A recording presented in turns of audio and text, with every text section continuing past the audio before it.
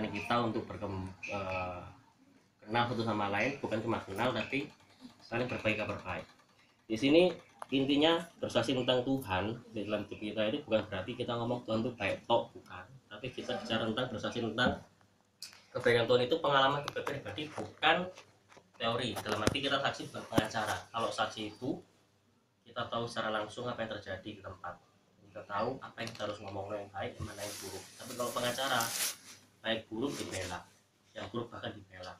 Itu maksudku. Jadi kita sekarang ini belajar tentang berbagi kabar baik. Itu artinya kita bukan hanya ikut CG ataupun ke gereja setiap minggu ibadah umat atau ke ibadah yang 134, tapi kita harus tahu selain kita ibadah, firman kita bukan kita simpen dewek, tapi kita sampaikan ke orang lain melalui aktivitas kita sehari-hari.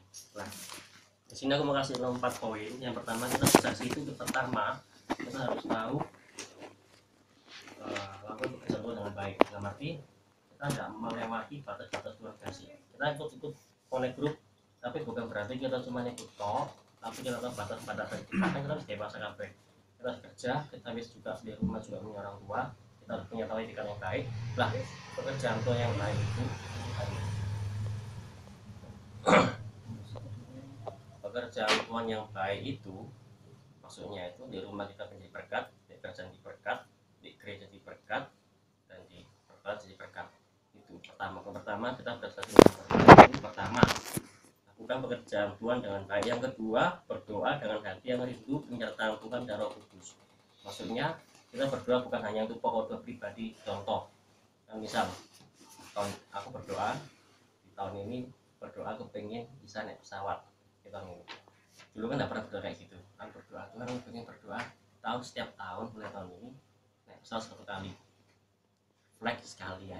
Itu doa pribadi. Maksudku doa penyertaan Tuhan dan Roh Kudus. Kita berdoa secara korporat dalam hal pribadi dan orang-orang di sekitar kita. Itu jadi berkat secara roh. Selain berdoa juga pelayanan. Yang ketiga, tebar kebaikan Tuhan ke orang lain dengan hati yang melayani. Karena kita manusia semua ini hamba Tuhan, bukan raja semua.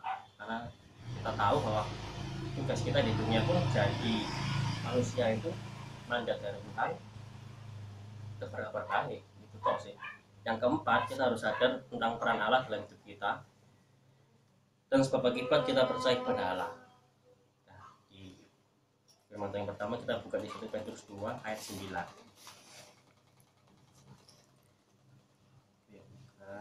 Petrus 2 ayat 9.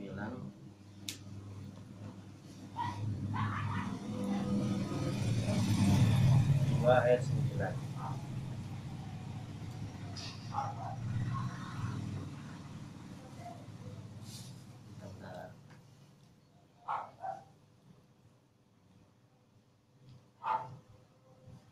Petrus 2 ayat 9. Oke, aku bacakan. Tetapi kamulah bangsa yang terpilih, imamat yang rajani, bangsa yang kudus, umat kepunyaan Allah sendiri, supaya kamu memberitakan perbuatan-perbuatan yang besar dari Dia, dari Yesus, yang telah memanggil kamu keluar dari kegelapan kepada terangnya yang ajaib. Yang pertama, poin pertama dari ayat ini, aku menjelaskan tentang imamat yang rajani. Maksudnya itu umat Allah yang ditebus Allah untuk dilayakkan untuk melayani Tuhan.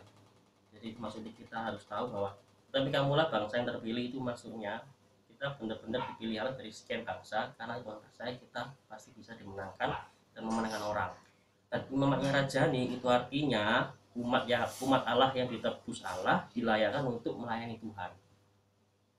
Dan di poin yang supaya kamu memberitakan perbuatan-perbuatan yang besar dari Dia, ini banyak tentang berbaik, yang telah memanggil kamu keluar dari kegelapan ini, hidup yang dulu, hidup yang fana, kepada terangnya yang ajaib, kembali ke pertobatan. Ini dimaksud di ayat ini. Dan poin yang kedua, penebusan itu membawa ke konsep awal Tuhan menciptakan manusia. Kalau dibuka, kita kasih ayat alternatifnya saja di Kejadian 1 ayat 26.